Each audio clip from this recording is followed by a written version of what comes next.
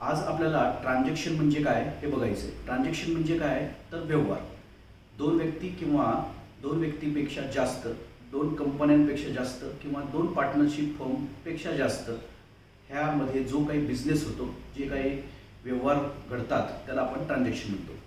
ह्या ट्रान्झॅक्शनचे नंतर रिपोर्ट्स कसे करायचे किंवा त्याचं सिक्वेन्स कसा लावायचा हे आज आपल्याला बघायचं.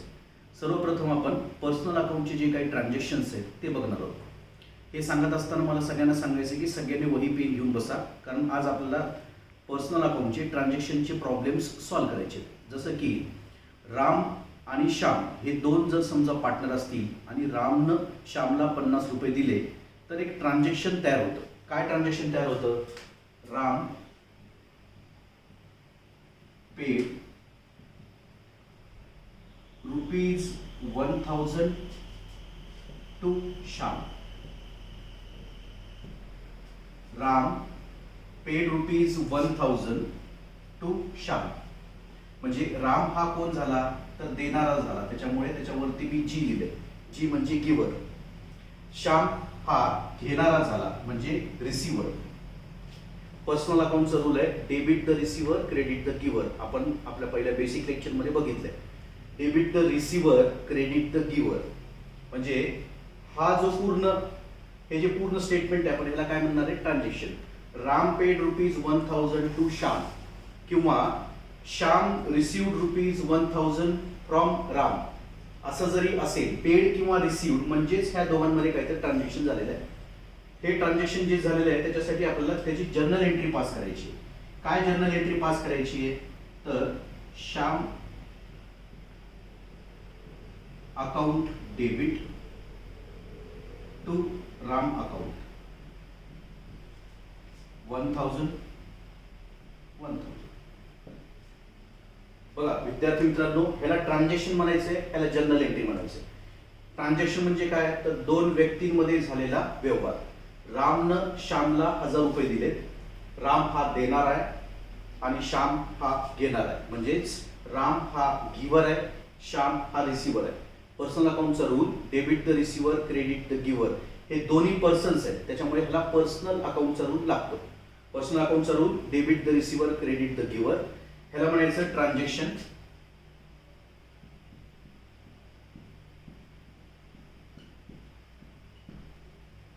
आणि ह्याला म्हणायचं जर्नल एंट्री.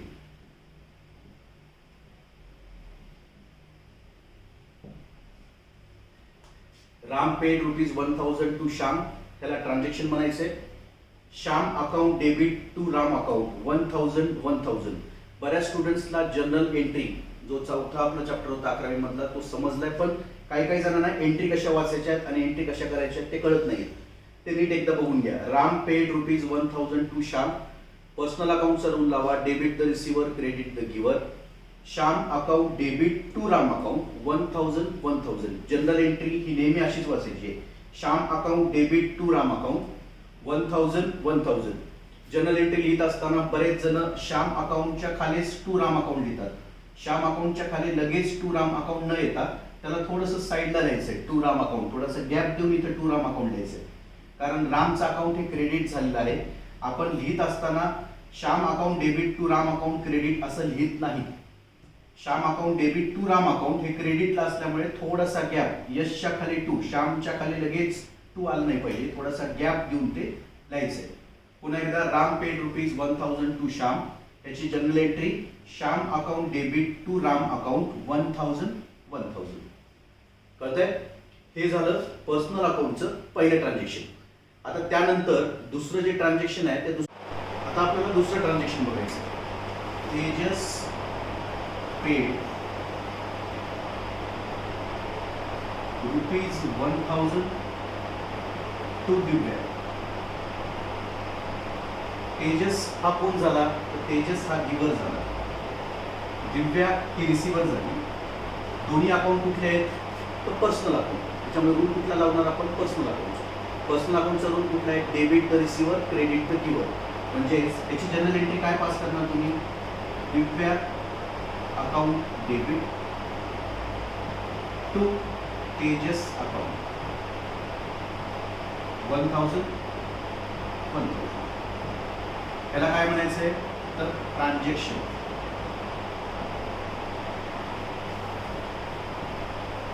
ह्याला काय म्हणायचंय journal entry. Tejas paid ₹1000 to Divya. Tejas हा देणारा आहे म्हणजे गिव्हर आहे, दिव्या ही घेणारी म्हणजे रिसिव्हर आहे. पर्सनल अकाउंटचे हे दोन्ही एक्झाम्पल्स आहेत.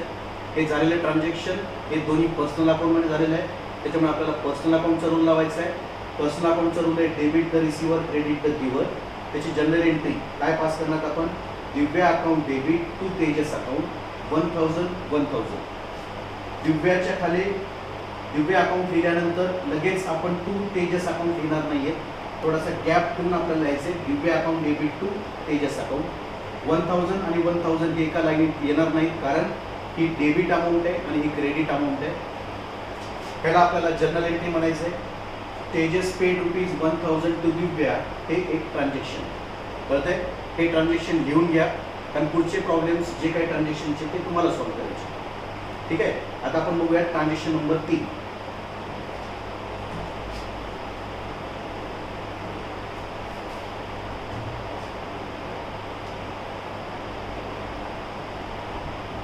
महिमा पेड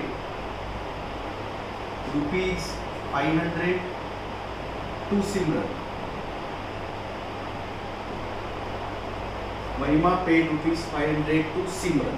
महिमा ही देणारी आहे म्हणून जी गिव्हर, सिमरन ही पैसे घेणारी आहे म्हणजे रिसिव्हर.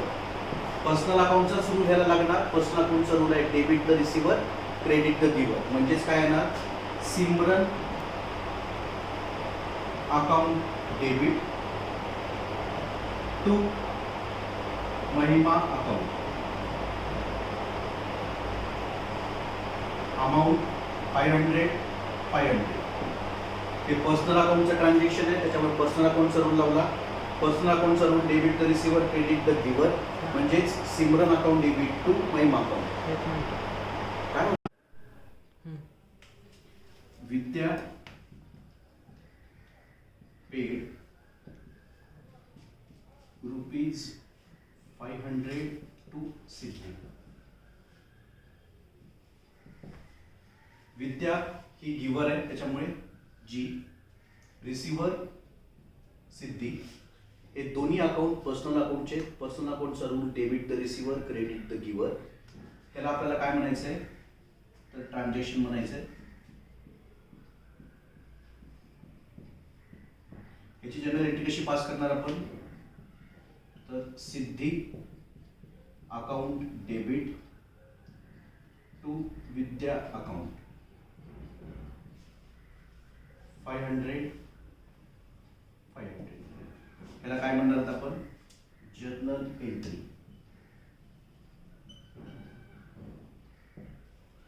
विद्या पेड ₹500 टू सिद्धी.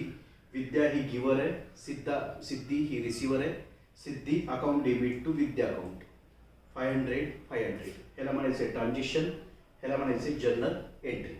आता आपण 5वं एक्झाम्पल बघूया.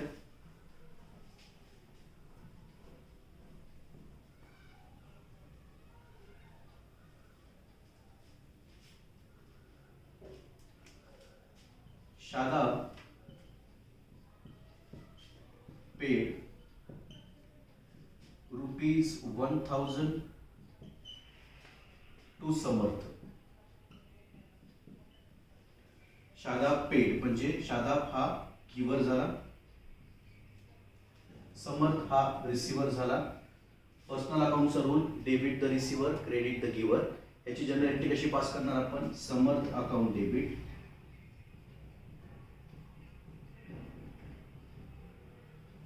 To Shadab account 1000.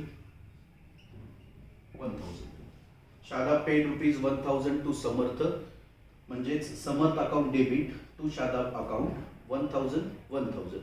हे पर्सनल अकाउंटचे आपण 5 ट्रान्झॅक्शन बघितले. आता पर्सनल अकाउंटचे 5 ट्रान्झॅक्शन बघितले, त्याच्या 5 जनरल एंट्रीज आपण बघितल्या. आता मी तुम्हाला जे सांगणार आहे ते ट्रान्झॅक्शन्स तुम्हाला लिहून घ्यायचे आणि त्याचे जनरल एंट्रीज तुम्हाला आजच्या आज सॉल्व्ह करून मला ते पोस्ट करायचे. पहिले ट्रान्झॅक्शन लिहून घ्या. Rahul paid ₹1000 to Ketan. पहिले transaction Rahul paid ₹1000 to Ketan. दुसरं transaction Vinayak paid ₹500 to Vikas. Vinayak paid ₹500 to Vikas. तिसरं transaction Rani paid ₹1000 to Sunita. तिसरं transaction Rani paid ₹1000 to Sunita. चौथं transaction Venkatesh paid ₹1000 to Abhishek. Venkatesh paid ₹1000 to Abhishek. पाचवं transaction Abhishek paid ₹1000 to Vaishnavi. Abhishek paid ₹1000 to Vaishnavi. हे जे ट्रान्झॅक्शन्स आहेत तुम्हाला त्या ट्रान्झॅक्शनचे जनरल एंट्रीज लिहायचे आणि ते मला पोस्ट करायचे. हे झालं पर्सनल अकाउंटचं ट्रान्झॅक्शन. आता पर्सनल अकाउंटच्या ट्रान्झॅक्शनमध्ये आपण काय काय कन्सिडर करू शकतो. तर पर्सनल अकाउंटच्या ट्रान्झॅक्शनमध्ये आपल्याला काय करायचं आहे तर व्यक्तींचे नावं असले पाहिजेत. एक्झाम्पल आपण व्यक्तींच्या ट्रान्झॅक्शन्स आपण बघितले, जसं की शादा पेड ₹1000 टू समर्थ. हे झाले पर्सनल अकाउंटचे ट्रान्झॅक्शन्स. पण पर्सनल अकाउंट्सच्या ट्रान्झॅक्शन्समध्ये नावं सुद्धा इन्क्लूड होतात. म्हणजेच ऑर्गनायझेशनचे नावं सुद्धा इन्क्लूड होतात. जिथं नाव आलं ते सगळं पर्सनल अकाउंटमध्ये घ्यायचं. Example bank of Maharashtra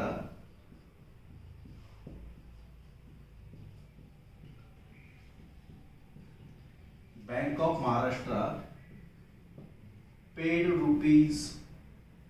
₹10,000 to state bank of India. Bank of Maharashtra paid ₹10,000 to SBI म्हणजे स्टेट बँक ऑफ इंडिया. म्हणजे बँक ऑफ महाराष्ट्र हे काय झालं giver, state bank of India काय झालं रिसिव्हर. हे दोन्ही पर्सनल अकाउंटमध्ये येत असल्यामुळे ह्याला पुन्हा पर्सनल अकाउंटचाच रूल लावायचा आहे. पर्सनल अकाउंटचा रूल काय debit the receiver credit the giver. म्हणजेच SBI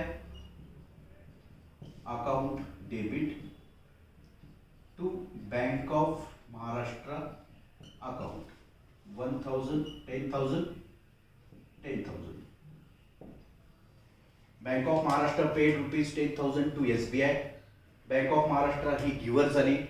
state bank of India ही रिसिव्हर झाली. पर्सनल अकाउंटचा rule debit the receiver credit the giver. त्याच्यामुळे state bank of India account debit to bank of Maharashtra account 10,000. समजतंय. नाव आलं की personal अकाउंटचा rule लावायचा आहे. पर्सनल अकाउंटचा रूल डेबिट द रिसिव्हर. मग ते व्यक्ती असू द्या किंवा कुठले इन्स्टिट्यूट असू द्यात, तुम्हाला रूल त्याला पर्सनल अकाउंटचाच लावायचं. ठीक आहे. आज झालं हे पर्सनल अकाउंटचं. उद्या आपण रिअल अकाउंट बघणार. तोपर्यंत घरी राहा, सावधान राहा आणि स्वतःची काळजी घ्या. हे सांगत असताना मला अजून एकदा हे सांगायचं आहे की तुम्ही घरी हे व्हिडिओ बघताय ते बघत असताना तुमच्यासमोर वही पेन ठेवा आणि रेकॉर्ड करा. काय आज आपण शिकवलंय त्याच्यावरती डेट टाका. आज आपण काय काय लेक्चरमध्ये शिकलो आहोत त्याची रेकॉर्ड करा. आणि लेक्चर झाल्यानंतर तुम्ही बघितलंय का नाही बघितलं हे कळत नाहीये. त्याच्यामुळे लेक्चर बघितल्यानंतर सर समजले का नाही समजले त्याचा अभिप्राय कळवा. धन्यवाद.